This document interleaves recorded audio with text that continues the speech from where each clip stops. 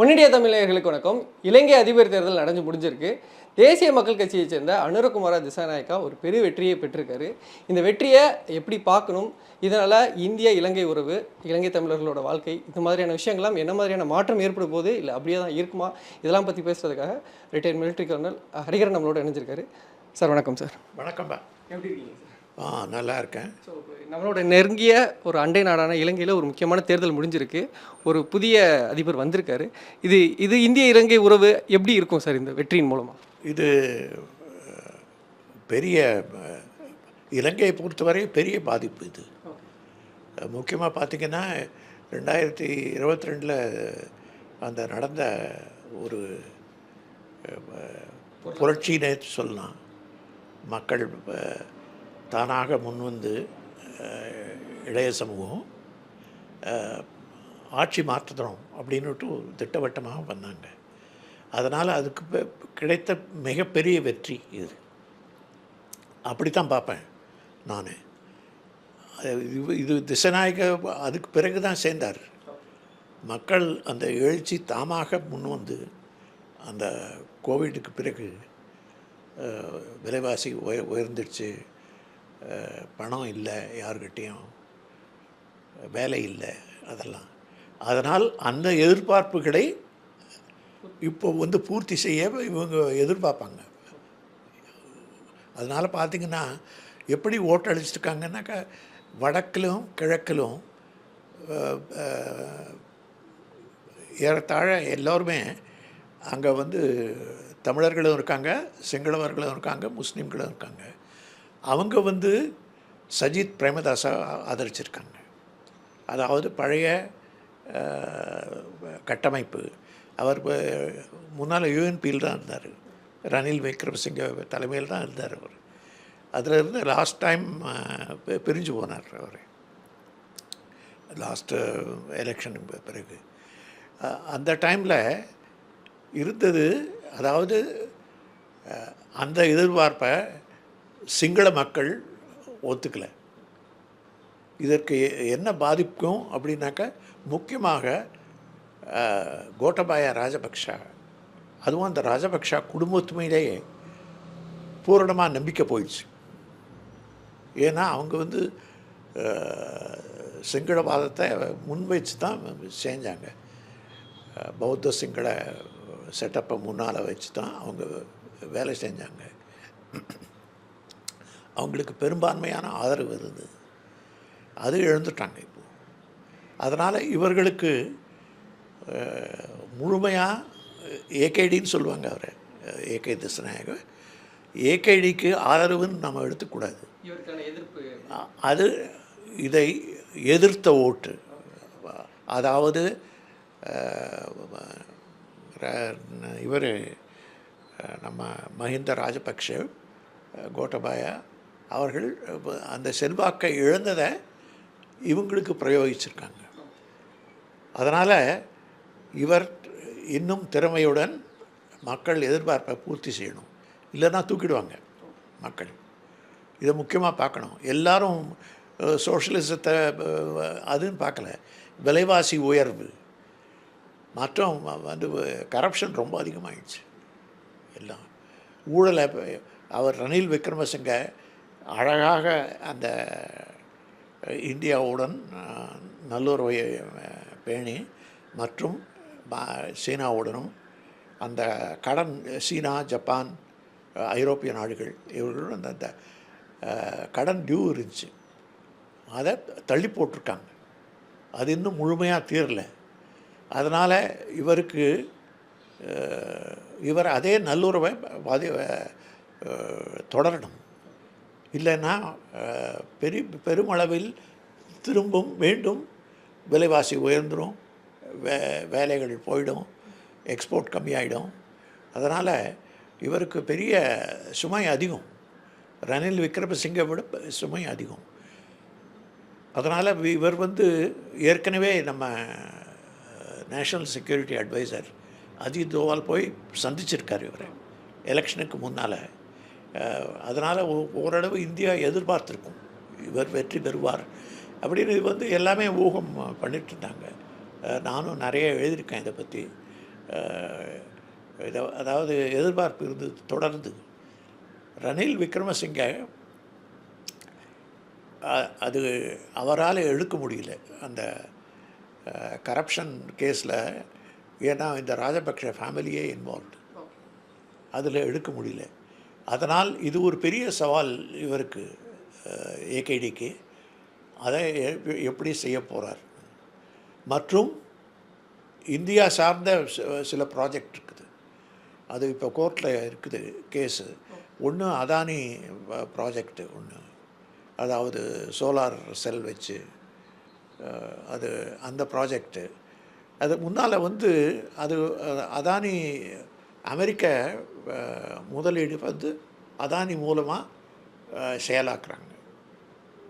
அதனால் ஓரளவு அமெரிக்காவுடன் நல்லிணக்கம் வேணும், இல்லைன்னா அந்த பணம் வராது.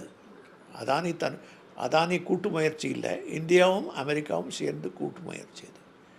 அதான் ரணில் விக்ரமசிங்கே ஒரு நல்ல உறவு வச்சுருந்தாரு இந்தியா கூடவும் சரி, ஸ்ரீலங்கா எல்லாரோடையும். இப்போ மெயினாக வந்துட்டு இப்போ இவர் வந்திருக்காரு, இவர் இந்தியாவோட பெரிய லெவலில் இணக்கமாக இருப்பாரா அப்படின்ற ஒரு சந்தேகம் வருது. அதனால் இந்தியாவுக்கு எதுவும் பாதகங்கள் இருக்குன்னு? இந்தியாவுக்கு பாதிப்பு இல்லை, அதிகம் பாதிப்பு இலங்கைக்கு தான். ஏன்னா இவங்கள வந்து இவரை இந்தியா அழைச்சிட்டு போய் அதானி ப்ராஜெக்டை காமிச்சாங்க, அமூல் ப்ராஜெக்ட் காமிச்சிருக்காங்க. அதெல்லாம் செஞ்சுருக்குது. இந்தியா தயார் நிலையில் இருந்திருக்குது முன்னால். இவர் வெற்றி பெற்றால் எப்படின்னு. அதனால் ஓரளவு இன்றைக்கி கூட ஸ்டேட்மெண்ட் கொடுத்துருக்காங்க அவங்க. நீங்கள் பார்த்தீங்களோ இல்லையோ, இன்றைக்கி லேட்டஸ்ட் ஸ்டேட்மெண்ட்டில் என்பிபி ஸ்போக்ஸ்மேன் சொல்லிருக்கார், அதாவது ப்ரோ இந்தியாவும் இல்லை, ஆன்டி இந்தியாவும் இல்லை, நாங்கள் வந்து நடுநிலை பண்ணுவோம், வகிப்போம். ஆனால் இலங்கையை ஒரு எந்த வல்லரசுக்கும் ஒரு பீடமாக உபயோகிக்க மாட்டோம் அப்படின்ட்டு. நிறைய விமர்சகர்கள் என்ன பேசுகிறாங்க, இல்லை இப்போ இங்கே இந்தியாவிலேருந்து என்ன சொல்கிறாங்க அப்படின்னா, இப்போ தான் பங்களாதேஷில் இந்திய ஆதரவு அரசாங்கம் ஒன்று வெளியில் வந்தது. இப்போது ஸ்ரீலங்காலையும் இந்திய ஆதரவும் இல்லாத எதிர்ப்பும் இல்லாதன்ற மாதிரியான ஒரு அரசாங்கம் வந்திருக்குன்றப்போ சுற்றி இருக்க அண்டை நாடுகளில் நம்மளோட கிரிப் குறையுது அப்படின்ற மாதிரியான விமர்சனம் வைக்கப்படுது. அது எப்படி? அது பெரிய நாடாக இருந்தால் எப்போதுமே இது இது இது ஒரு பிரச்சனை. அதாவது ஒரு வீட்டில் நீங்கள் சீரியலில் கூட பார்க்குறீங்க, வீட்டில் வந்து பெரிய அண்ணன் இருப்பார், அவங்க சின்ன தம்பிங்க இருப்பாங்க.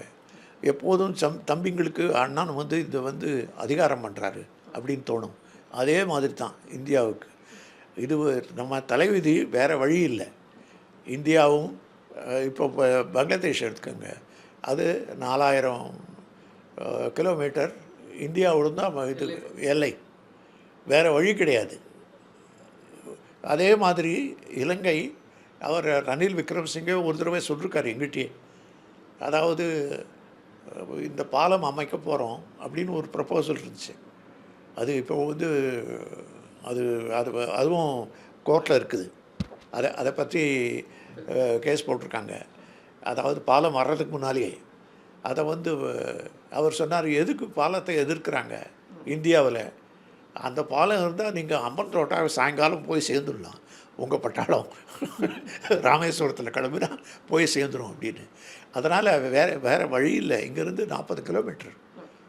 இப்போ ஜாஃப்னா போகணுன்னாக்க நீங்கள் போட்டில் போனாலே 40 நிமிஷம். அங்கேருந்து இப்போ முன்னால் வந்து சினிமா பார்த்துட்டு வருவாங்க. இங்கே சினிமா ரிலீஸ் ஆனாக்க இல்லை, அங்கேருந்து இங்கே வந்துட்டு இலங்கையிலேருந்து போட்டில் வந்துட்டு பார்த்துட்டு போவாங்க திரும்ப. இது 60 அப்படி தான் இருந்துச்சு. அது மாதிரி அவ்வளோ தூரம் இல்லை இது இலங்கை. இது வந்து தொப்புள் கொடி உறவுன்னு சொல்லுவேன், அந்த மாதிரி. அதனால் பாதிப்பும் அதிகம். முக்கியமாக தமிழர்கள் பிரச்சனை இருக்குது, அது இன்னும் முழுமையாக தீரலை. இது 3வது இஷ்யூ. இது வந்து மோடி முன்னாலேயே எச்சரிக்கை கொடுத்துருக்காரு. மோடியும் சரி, நமது வெளியுறவு மந்திரியும் சரி, அவங்க வந்து இலங்கை போகும்போதெல்லாம், அவங்க வரும்போதும் இதை முக்கியமாக சொல்லியிருக்காங்க. அதாவது 13வது சட்ட திருத்தத்தை முழுமையாக நீங்கள் அங்கீகரிக்கணும். இப்போ பார்த்திங்கன்னா காணி பிரச்சனை, மற்றும் போலீஸ் இந்த நிர்வாகம் இது ரெண்டும் கிடையாது. அதனால் ஒரு பஞ்சாயத்து போர்டுக்கு எவ்வளவு இருக்கோ பவர்ஸ் அவ்வளவுதான் இவங்களுக்கு இருக்குது. அதனால் இதை முழுமையாக கொண்டு வரணும் அப்படின்னு சொன்னார். இதை பற்றி சஜித் பிரேமதாசாவும் சரின்னார், கொண்டு வரேன்னார். கொண்டு வராங்களோ இல்லையோ அப்படின்னு சொன்னார். அவர் ரணில் ஏற்கனவே இதை பற்றி ஒரு குழு அமைச்சிருக்காரு. அவங்க சந்தித்து பேசியிருக்காங்க சுமந்திரன் அவர்கள்லாம். இவர் திட்டவட்டமாக கிடையாதுன்னுட்டார். ஏனெனில் இது தெற்கில் இருக்கிற சிங்களவர்களுக்கு பெரும் எதிர்ப்பு அதில். அதனால் இதை எப்படி நடத்த போகிறாரு, இது பாலுக்கும் காவல் பூனைக்கும் தோழன் அப்படின்னா அந்த மாதிரி இதை இந்தியாவுடன் நல்லுறவு வைக்கணும் அப்படின்னா இதை முழுமையாக்கணும். மற்றும் இதில் தெற்கில் பார்த்திங்கன்னா அந்த மலையக தமிழர்கள் இருக்காங்க, அவங்க இந்திய வம்சாவளி. அவர்கள் பெருமளவு ரணில் விக்ரமசிங்கவை ஆதரித்தவங்க. அவங்க பார்த்திங்கன்னா அந்த இதில் கட்சிகள் எல்லாமே தமிழ் கட்சிகளே ரெண்டாக பிரிஞ்சிருக்குது. தமிழ் பேசும் மக்களே, முஸ்லீம்களும் அடங்கும். இல்லை, முஸ்லீம் கூட தமிழ் பேசுகிறவங்க தான் பெரும்பாலும். அவங்களும் இந்த மாதிரி ரணில் இல்லைன்னா பிரேமதாசா அப்படி தான் பிரிஞ்சிருக்காங்க. அவன் இவருக்கு பெருமளவு ஆதரவு இல்லை. நான் கான்ஸ்டுவன்சி பார்த்து சொல்கிறேன், பர்சன்டேஜ் பார்க்கல நான். இது பார்த்திங்கன்னா வடக்கிலும் கிழக்கிலும் தான் இவருக்கு வீக். கொழும்புலேயே கொழும்பு ஒரு ட்ரிக்கி பிளேஸு. அங்கே தான் முதலீடுலாம் வரும், பணம் இருக்கிறவங்கள்லாம் அங்கே தான் இருக்காங்க. அவங்க இவருக்கு ஓட் பண்ணல. அதனால் இதை எப்படி சமாளிப்பார் இந்த பிரச்சனைகளை, அதாவது மைனாரிட்டி பிரச்சனையை எப்படி, அவருக்கு பெரும் சவால். இதனால் இந்த 3 சவால்களை எப்படி எதிர்கொள்கிறார் அப்படிங்கிறது இவருக்கு 2 வருஷம் தான் இருக்குது. ஏன்னா அடுத்த வருஷம் எலெக்ஷன் வந்துடும். இது பார்லிமெண்ட் எலெக்ஷன். இது நவம்பருக்கு பிறகு ஆமாம் 1 வருஷம் இருக்குது, பார்லிமெண்ட் வந்துடணும். அதனால் அதற்கு முன்னால் டெலிவர் பண்ணோம், இல்லைன்னா இருக்காது, பார்லிமெண்ட்டில் சப்போர்ட் இருக்காது. அது பெரிய பிரச்சனை ஆகிடும். ஏனெனில் இவர் நிறைய பவர்ஸ் இருக்குது, நம்ம ஜனாதிபதி மாதிரி கிடையாது. அங்கே அதிபர் நிறைய பவர் இருக்கிறவர், அவருக்கு பார்லிமெண்ட் சப்போர்ட் இருக்கணும்.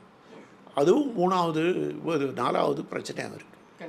இதெல்லாம் எப்படி சமாளிக்க போகிறாரு அப்படின்றது பெரும் சவால். இவ்வளவு ஈஸியாக வின் பண்ணிட்டாங்க. வின் பண்ணுறது ஈஸி, எப்படி சமாளிக்க போகிறார். அவருக்கு முன்னால் 2 வருஷம் மந்திரியாக இருந்திருக்காரு மஹிந்த ராஜபக்ஷ கிட்ட. அப்போ ஒன்றும் பெரிய அளவில் ஒன்றும் செய்யலை. அவருக்கு தகுதி இருக்குதா அப்படிங்கிறத இப்போ முகத்திரையே கிழிச்சிடுவாங்க அவருக்கு தகுதி இல்லைன்னாக்க. அதனால் பெருமளவில் அவர் ஒரு சோதனை காலம்தான் அவருக்கு. அது மக்கள் முன்னால் இல்லைன்னா அடுத்த புரட்சியை ஆரம்பிச்சிட பயமும் இருக்கும் அவருக்கு. நீங்கள் சொல்லியிருந்தீங்க சார், இந்த மைனாரிட்டி விஷயத்தை அவர் எப்படி எடுக்க போகிறான்றது ஒரு முக்கியமான சிக்கல் இருக்குது அப்படின்னு. இப்போ நமக்குமே இப்போ ஒரு இலங்கை தேர்தலில் வெற்றி ஒருத்தர் வர்றாரு அப்படின்னா நம்மளோட முதல் இதே இலங்கை தமிழர்களுக்கு இது எந்த அளவுக்கு ஃபேவராக இருக்கும்.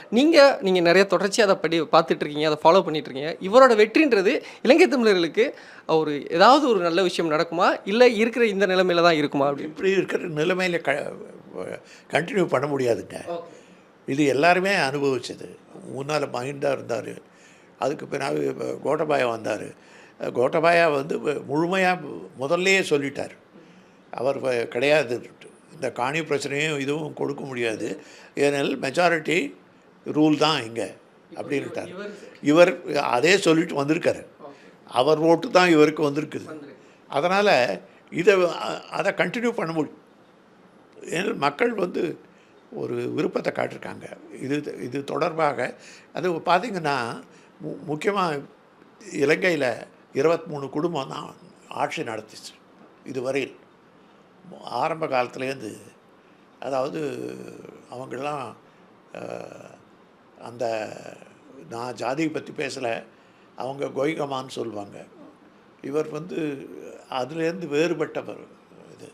இதுக்கு முன்னால் பிரேமதாசா வேறுபட்டவர். ரணசிங்க பிரேமதாசாவும் அந்த ஜாதி இல்லை, இவரும் அந்த அதை சார்ந்தவர்கள் இல்லை. அதனால் இது ஒரு பெரிய சேஞ்ச். இது அதை பார்க்கணும் எப்படின்னு. இந்த சேஞ்சஸ்லாம் எப்படி இருக்க போகுது, நீங்கள் சொன்ன மாதிரி அவருக்கு ஒரு சோதனை காலமாக தான் இருக்குது. அவர் எப்படி செயல்பட போகிறாரு அப்படின்றதெல்லாம் பொறுத்திருந்து பார்க்கலாம் sir. Thank you so much sir.